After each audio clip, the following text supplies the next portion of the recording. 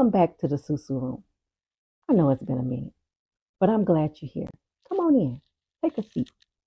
And while you're here, go ahead and take a sip, because I'm about to spill the tea about law, financial literacy, estate planning, and a little about tax savings and tax strategies.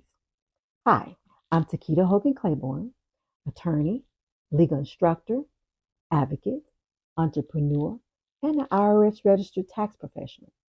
My 20 years as an attorney has definitely taught me that money management and estate planning are intertwined. Let me put this in simple layman's terms for you.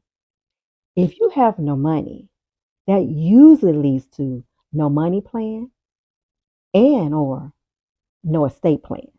So the first step is getting your hands on your money and taking control of your money and then creating a plan.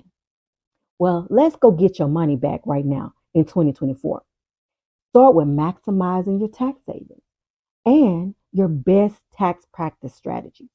You see, tax filing season officially starts Monday, January the 29th, and I need you to be ready. So let us get you ready right now. You can go ahead and scan that QR code or click the link in the box below for your tax savings proposal. So why us? Because we're going to give you a free tax quote, free tax savings strategy pre-assessment that is audited by our internal tax support team. We're going to help you with your tax prep, and we're going to go ahead and file your tax return for you. For example, let's say you have a home-based business. So we'll walk you through the process, starting with qualifying questions such as, do you use your home regularly for business? Have you defined a portion of your home that you exclusively use for your business? I would actually suggest that you go ahead and take photos throughout the year to provide proof of that. What about, is your home considered as your principal place of business? And what exactly does that mean? That could mean that you have a virtual office where you go and conduct your meetings with your clients, and you may take a couple of phone calls while you're there, but you do most of your administrative work from your home. Even if you do complete majority of your administrative functions from your home office, you could qualify your home as your principal place of business and still write off your furnishings, your decorations that you use for your business.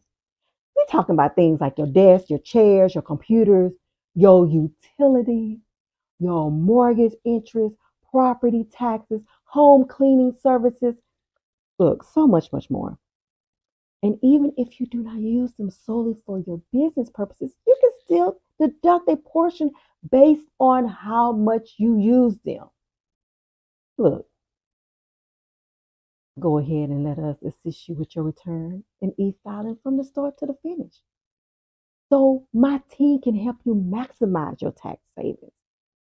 And since it is sponsored by the Law Office of TMAC and Moolah Management by Kita, if you need any additional legal advice or services, you already have access to me or others on my legal team. So what you waiting for? Go ahead, scan that QR code and click that link and get your free quote today. Because otherwise, I'm going to see you in the next video.